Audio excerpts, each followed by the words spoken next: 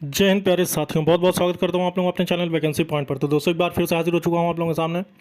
दोस्तों मैं लगातार आप लोगों के साथ जुड़ा हुआ हूं। आप लोगों का सहयोग की गुजारिश है कि आप लोग ज़्यादा से ज़्यादा सपोर्ट कीजिए और ज़्यादा से ज़्यादा वीडियो को लाइक और शेयर करिए। और अगर अभी तक चैनल से जुड़े नहीं हैं तो चैनल को सब्सक्राइब कर लीजिए और बेल आइकन ज़रूर प्रेस कर लेना, क्योंकि जितनी भी वीडियो मैं बना रहा हूँ आप लोगों के हित के लिए ही बना रहा हूँ।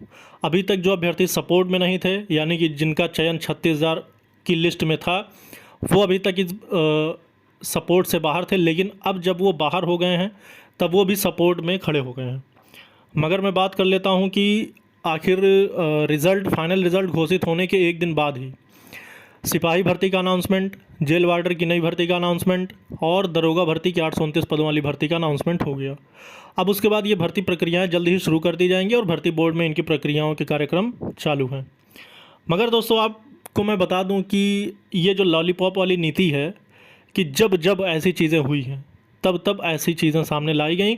अब उसके बाद लगातार कमेंट भी आ रहे हैं कि अब अभ्यर्थियों को उसकी तैयारी करनी चाहिए जो आगे आने वाली भर्तियां, नहीं तो उसमें भी उनको यही चीज़ करते देखना पड़ेगा और फिर वो बाहर होंगे और उसके बाद उनके लिए फिर से यही सब चीज़ें आ जाएंगी। लेकिन मैं आपको एक बात बता दूं दोस्तों कि जो चीज़ें अभी हुई हैं यूपीएसआई भर्ती में, शायद इस बात को सरकार समझने से बिल्कुल साफ तौर पर मना कर रही है कि इस भर्ती में धांधली हुई है। लेकिन मैं आपको बता दूं कि कोर्ट के निर्णय आते ही ये सब चीज़ें सब क्लियर हो जाएंगी और उसके बाद जिस तरह से अभी विचाराधीन निर्णय दिया गया है कोर्ट की तरफ से, वो फिर अगली सुनवाई में इस पर कोई बड़ा निर्णय कोर्ट ले सकता है। लेकिन मैं आपको एक बात और बता देना चाहता हूँ कि लगातार भर्ती प्रक्रियाओं में अगर इस तरह की चीज़ें सामने आती रहेंगी तो फिर आने वाली भर्तियों की तैयारी करने के बाद भी उसमें सफलता नहीं मिल सकती है। और जो अभी तक ये जिनका मानना है कि भर्ती आने से पहले उसकी तैयारी, भाइयों मेरे आप बताइए 135 क्वेश्चन सही करने के बाद आप किस लेवल की तैयारी करें। 135 क्वेश्चन सही करने वाला तो पहली रैंक लेकर आना चाहिए था उसको। जो पिछली भर्ती अगर आप देखेंगे तो विवेक सर जैसे लोग चौथी रैंक लाए थे, उनके कितने क्वेश्चन सही थे।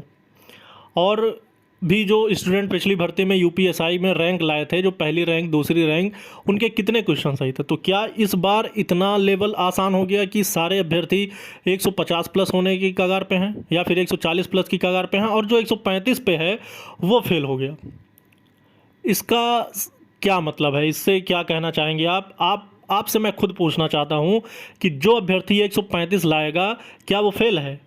तो फिर 140 वाला सेलेक्ट है, 145 वाला, 150 वाला, 160 वाला, क्योंकि 135 वाले कई सारे कैंडिडेट हैं जो कमेंट कर रहे हैं और वो इस भर्ती से बाहर हो चुके हैं। फाइनली जब फाइनल रिजल्ट आया है तब उनका नाम उसमें नहीं आया है और वो इस भर्ती से बाहर हो चुके हैं और उनका ये जो उनके क्वेश्चन सही थे वो आंसर की से उन्होंने देखा था। तो फाइनली नॉर्मलाइजेशन में कितने नंबर काट दिए गए या फिर 135 के ऊपर जितने अभ्यर्थी थे उनका चयन हुआ है। कुछ ऐसे अभ्यर्थी हैं जिनके कम कटे हैं और सबसे बड़ी बात यह है दोस्तों कि जिनके कटे हैं उनमें क्या धांधली वाले भी शामिल हैं। तो कोई एक ऐसा अभ्यर्थी तो अभी तक नहीं दिखा कि जिसका चयन ना हुआ हो और वो पैसे दिया हो, क्योंकि पैसे देने की जो पूरी नीति है ये बहुत ज़्यादा छिपी नहीं है। और बहुत सारे अभ्यर्थियों के साक्ष्य लिए इको गार्डन में अभ्यर्थी बैठे अभी तक धरना प्रदर्शन कर रहे हैं। तो लगातार ये सब चीज़ें साफ हैं, क्यों सरकार इस पर एकदम चुप और शांत बैठी है ये चीज़ समझ नहीं आ रहा है। उसके बाद भर्ती बोर्ड का अपना रवैया अलग ही है, उससे कोई मतलब नहीं है भर्ती में किस पैमाने पर धांधली हो गई है, उसे इस चीज़ का अनुमान या फिर इस बारे में सोचने के लिए उसके पास वक्त नहीं है। तो क्या ये उत्तर प्रदेश के युवाओं के साथ क्या ये सही हो रहा है या फिर आगे आने वाली भर्ती का लॉलीपॉप इसलिए दिया जा रहा है कि सारे लोग अब उधर जुट जाएं, उसके बाद जब भर्ती प्रक्रिया पूरी होगी तो उसमें भी पैसे लेने वालों का ही चयन कर दिया जाएगा। आवाज़ उठाना हम लोगों का अधिकार है और आवाज़ उठाते रहेंगे, तब तक उठाते रहेंगे जब तक कि हमें न्याय नहीं मिलेगा। लेकिन सरकार इस पर कब निर्णय लेती है इसका हमें बेसब्री से इंतज़ार है। तो सरकार को इस पर सोच विचार करके इस पर निर्णय लेना चाहिए और हमें कोर्ट की अगली सुनवाई का इंतज़ार है। फ़िलहाल इस लॉलीपॉप नीति से कुछ भी नहीं होने वाला। और रही बात जहां तक तैयारी की, तो जब 135 लाने के बाद भी नहीं सिलेक्शन हो रहा तो फिर हम कितने नंबर लाएं तो हमारा चयन हो सकता है। इस बात की गारंटी उत्तर प्रदेश सरकार दे और भर्ती बोर्ड दे। लगातार खबरों के साथ चैनल से जुड़ जाइए। वीडियो में इतना ही, फिर मिलेंगे दूसरे वीडियो में नई अपडेट के साथ। जय हिंद, जय भारत।